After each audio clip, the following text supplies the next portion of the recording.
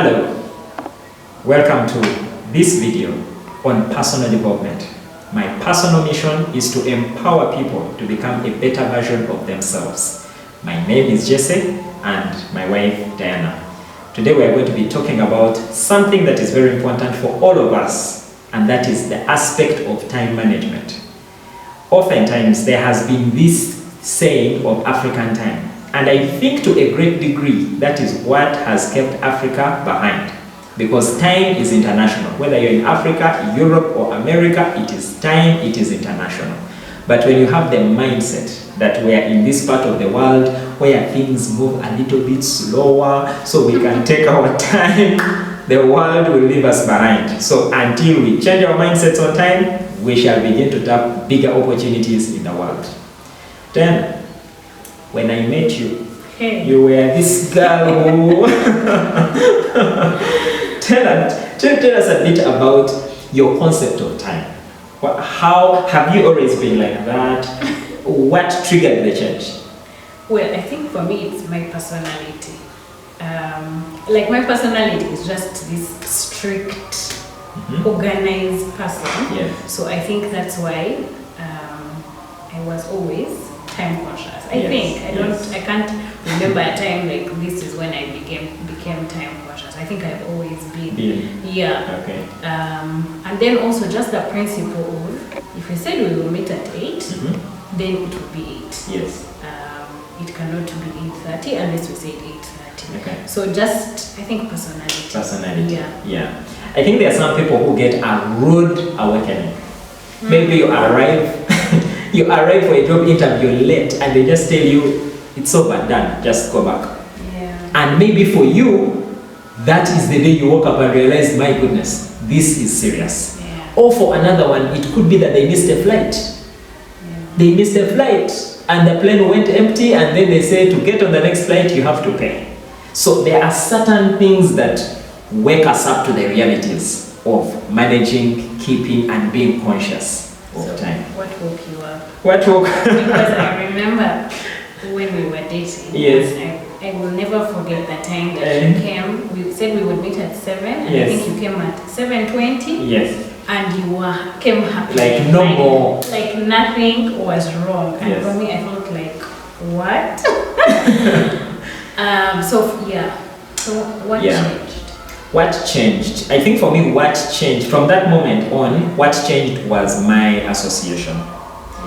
I became part of organizations where meetings begin at the time allocated, whether there is one person or two. Now, initially, I didn't think that something like that would happen, but I began to expose myself to environments where come rain, come shine, the meeting that is supposed to begin at a certain time begins, and that was the beginning of the mindset change as far as time is concerned.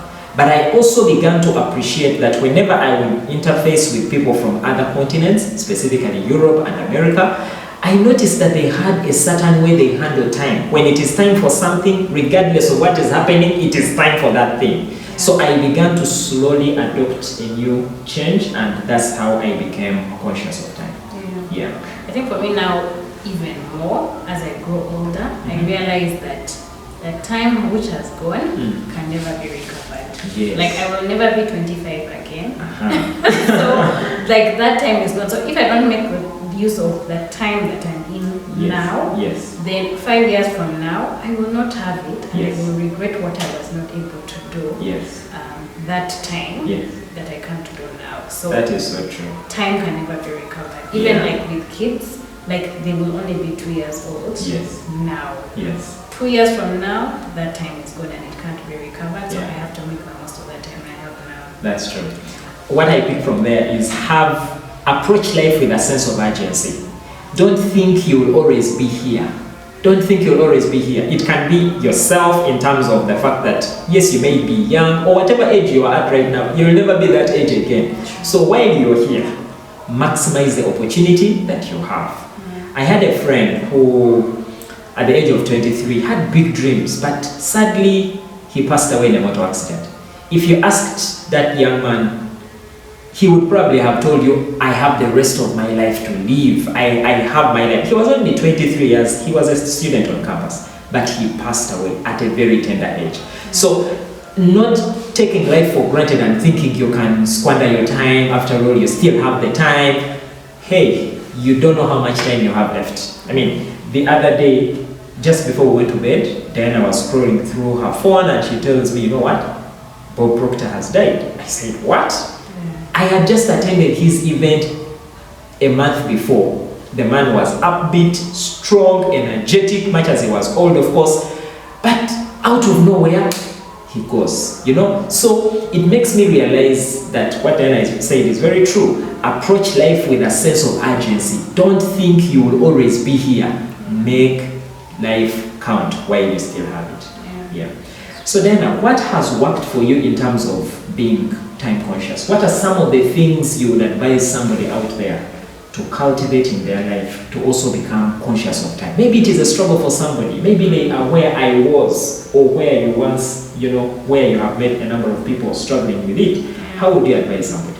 One of the things is planning the previous day for the next day's activities. Okay. So the night before, I will write a list of the things that I need to do the next day, and so that by the next day, I'm not, you know, random and wondering what I'm supposed to be doing and losing time, but I have a clear picture of the things that I'm going to do, and then I can keep ticking them off. Okay. Then the other thing is set times for different activities. Okay. So that the time for something doesn't come and then I needed to have done something, but to set time. So let's say if I need to leave the house by 2 p.m., I need to have lunch by 1, to have lunch by 1, when you start cooking by midday, and then what will I be doing before midday so that 2 p.m. comes and we are not serving food. Yeah, so things like that, to work backwards on the time, so that, you know, things don't pile up and you have 4 things to do at the same time and you're caught up.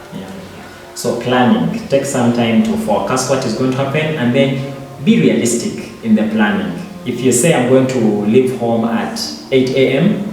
and you have planned to wake up at 7:30, I'm not sure you will make it, because then you have to think about all the things that are going to happen from the time you wake up to the time you leave the house. So at times I find that we don't manage time because we are not realistic. We don't put in place realistic time frames. You might say, I'm going to have breakfast for 5 minutes. Is that realistic? You know, because then when you're setting yourself up to fail. So be realistic, but let there be a thought process into planning the activities, the events that are going to happen before you embark on a specific task.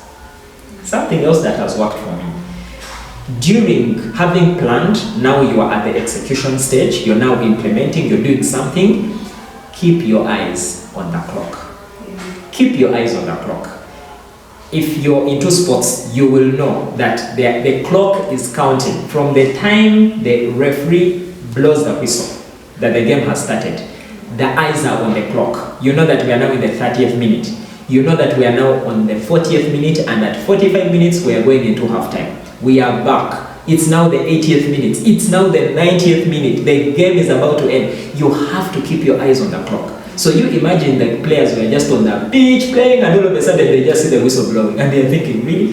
Where did the time pass? No, keep your eyes on the clock. If you had assigned yourself an activity for 1 hour, keep your eyes on the clock. Many times we lose track of time because we don't look at the clock. Keep your eyes on the clock.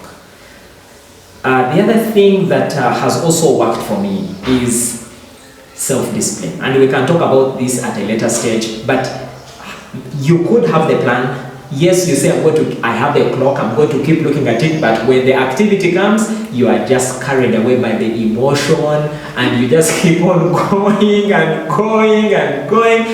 Hey, there is a time to stop. All good things come to an end. So you just have to discipline yourself and understand that you'll never exhaust everything. Do the best you can within the time allocated, and when it is time for it, get done and get moving.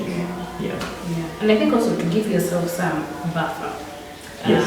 So let's say, for example, if you have kids and you think you're going to eat for 30 minutes, maybe some things might not go so well, and 45 minutes. So always give an allowance of time. True. So that you don't get disorganized. Or let's say you're writing out something and you're thinking 1 hour is enough. Maybe you need to add like 30 more minutes, so that you just keep just to have a realistic arrangement of things, so that you don't end up now having everything so precise that you've not left any allowance for any time. Then you get disorganized. True. The other thing that you can also incorporate is what Stephen Covey did as that matrix of important, urgent, important, not urgent, and I hope you can find a tool that can help you with that. But I think what I like most about that is do first things first. So you will wake up in the morning and then get on WhatsApp. Is that the best thing you should be doing at that time? So ask yourself, is this the most important thing I should be doing? Now there is a time for social media, but there's also a time to do certain work. So for you to wake up and do the things that you can be doing in your idle time, I think that is a misuse of time. So be personally organized, know what you should be doing when. There are times when I share these videos and someone receives it and says, I will watch it during my lunchtime. Because they know that in the morning I have to work, but during my lunchtime, I have some time when I can be able to check on social media, I can check this YouTube video, I can be able to do this. So know what to do when.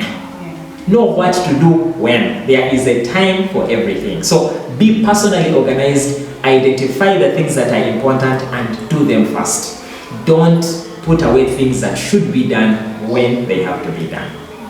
Thank you for watching. That has been Jesse and Diana talking about time management. I hope that it is something that we cultivate in our lives so that we can be more productive, more effective, and more efficient. Because when we are efficient with time, you'll find that you do much more than the average person out there. So let's do this, let's get better, let's become better and efficient at managing time.